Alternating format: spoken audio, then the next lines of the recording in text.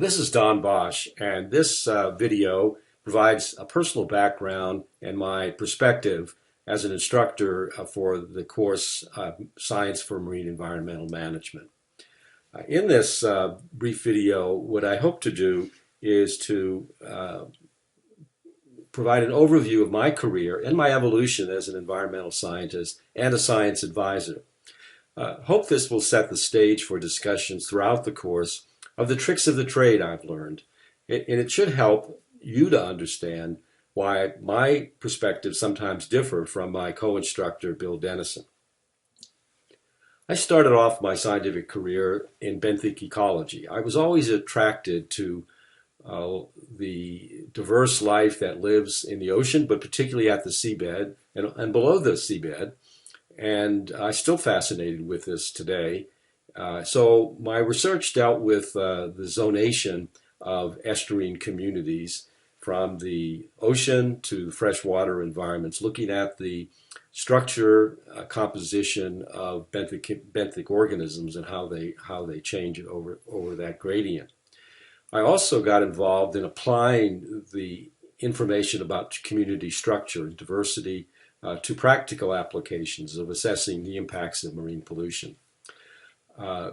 When I went away to Australia to work on estuaries there for a year on a postdoc, when I came back to the Chesapeake Bay region in 1972, Tropical Storm Agnes had just occurred and had huge impacts throughout the Bay region. So studied those, the impacts on benthic communities, and led to increased understanding of the role hypoxia, oxygen depletion was paying on the regulation of those communities, but also how the effects of this storm had affected the seagrasses throughout the bay. This effect and the lingering effect that took place over many, many years led us to understand that there were broader scale problems that were affecting the bay as a result of activities in the watershed, and provided really the basis of how we're approaching the bay restoration now. Also, as a young scientist, I had the first opportunity to do an assessment that got national attention and mattered. This was an assessment of oil spill effects. This was a few years following the famous Santa Barbara oil spill, and the Ford Foundation, as part of their energy policy project, had asked me to do this assessment. So it gave me the first time of pulling information from diverse resources together in ways that were policy relevant. And it also presaged activities which I got back involved in maybe 35 years later down in the Gulf of Mexico in the big oil spill in 2010. The oil and gas development has been a recurrent theme. It comes back in my life. And during the 1970s, there was proposals to explore and develop oil and gas off of the mid-Atlantic coast. So got involved in benthic community assessments throughout the whole broad continental shelf. Gave me a real taste of what doing oceanography, that is work out in the open ocean, is all about, but also helped me understand the biogeographic context of this region. We were able to do, actually for the first time, some field experiments. Some worked, some didn't, out on the open waters of the outer continental shelf. I also had a great opportunity as, again, a young scientist to be among a group of oceanographers, American oceanographers, who were the first ones to go over and actually do work on Chinese oceanographic vessels when relations between the U.S. and China occurred. So I've been able to watch the Chinese science develop from where it was in those very early days to the present state. I went down in 1980 to take on a position of leading a new research institution on the Gulf of Mexico in Louisiana, my home state. And it taught me a lot about organizational management and talking with political leaders and decision makers, but it also injected me in some big issues of the day, and that continue to be of great significance. One, I was one of the team that co-discovered the so-called dead zone in the Gulf of Mexico, the large area of oxygen depletion in the Gulf, and developed an understanding of what the causes were, the history of that phenomenon was. Also involved, because this is where most of it occurs, in offshore oil and gas development, some of the issues related to the discharges of produced waters, drilling muds, and things of that take place from offshore platforms. And as a result of that, then got involved in a national assessment, led a national assessment involving work in West Coast and Alaska, as well as the Gulf of Mexico, on what we knew about the long-term effects of oil and gas development throughout the world, actually. This had a number of effects on how the science was done and regulations were approached, for example, of how produced waters are regulated very poorly in the past and now more effectively over time. The big issue in the Gulf and Louisiana in particular is the deterioration of the Mississippi Delta, the dramatic loss of wetlands. So I was involved in pulling scientists, multidisciplinary scientists together to kind of assess the state of knowledge. And that really, again, provided some of the building blocks for where we are today in that big restoration effort. During this period, it also gave me the first opportunity to be involved in a National Research Council assessment. And I've done a number of these since then, and from the ones I started initially on marine environmental monitoring, national research strategies for coastal oceanography were among those that I was involved in participating in.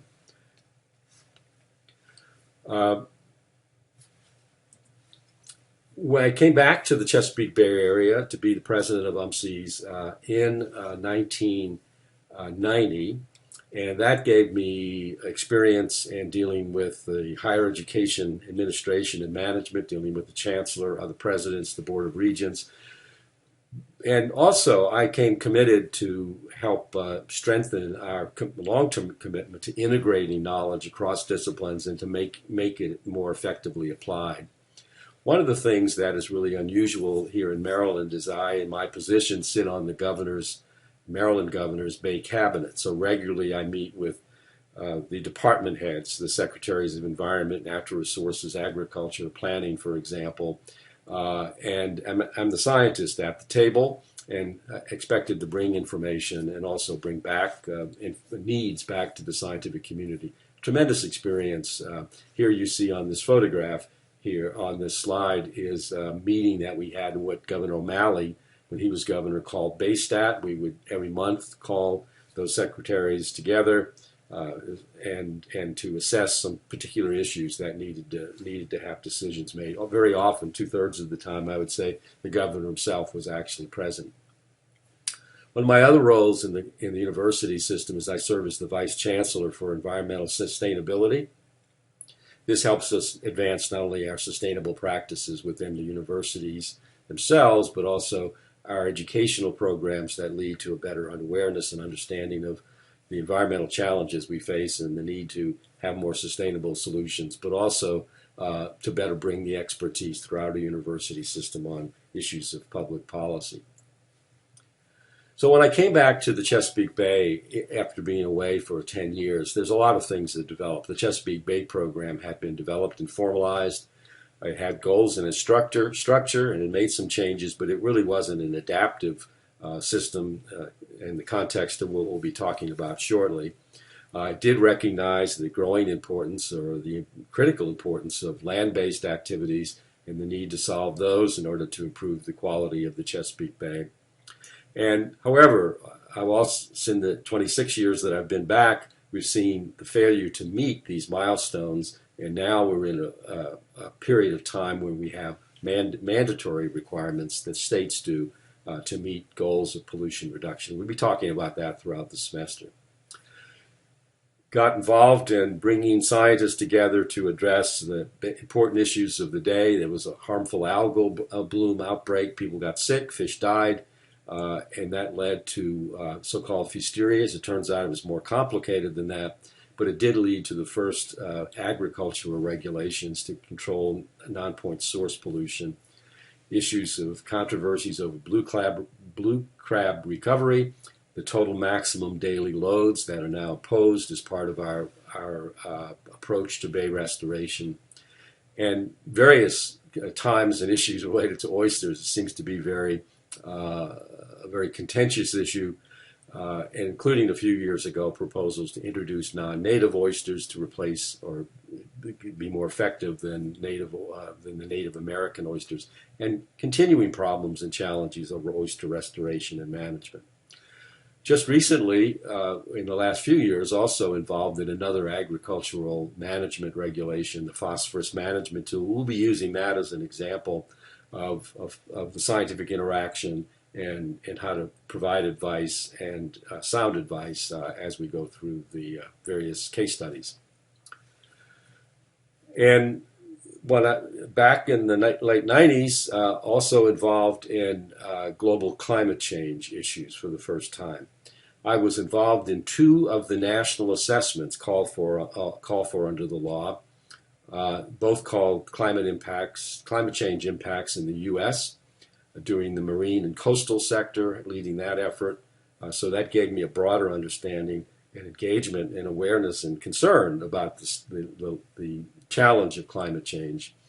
And then when it was formed in 2007, have led the Scientific and Technical Committee's effort on impacts for the Maryland Climate Change Commission on assessing impacts in Maryland. This report here is one we produced in 2008 called Global Warming in the Free State, sea level rise projections, and then also just more recently helping the Commission understand why we needed to make certain reductions in our emissions on a certain time frame and amounts in order to meet our responsibilities, and was involved in a National Academy effort called America's Climate Choice. And we'll be talking about that when we talk about climate change.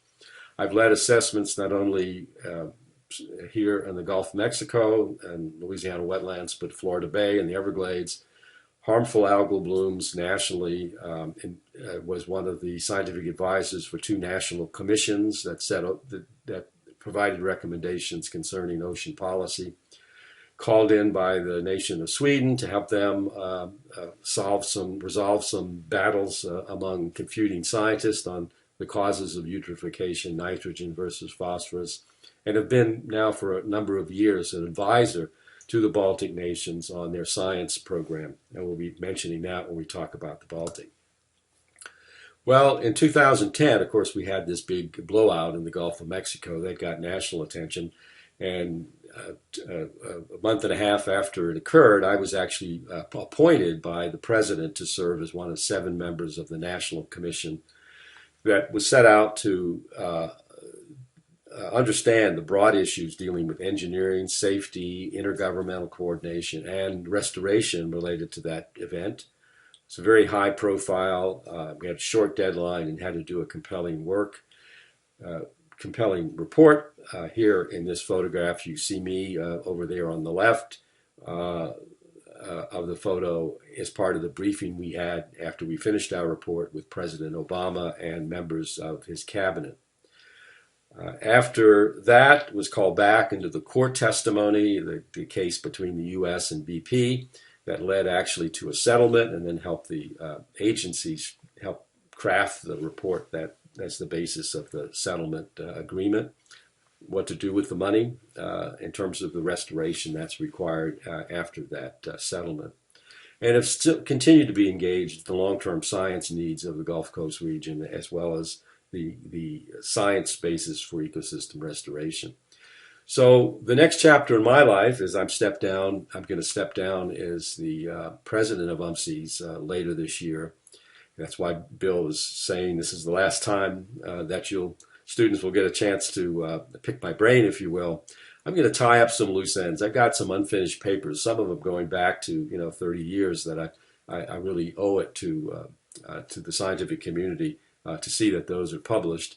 Also, I've got 2 books in me that I want to do. The first is going to be on the Gulf of Mexico, and the next is in the Chesapeake Bay. And both are really going to focus on this role that science plays in making big decisions or not making decisions related to management, restoration of those systems, use, management, restoration of those systems. And I'm going to use the rest of my time while I'm still able to be a strong advocate for addressing climate change. So thanks very much, and look forward to working with you throughout the semester.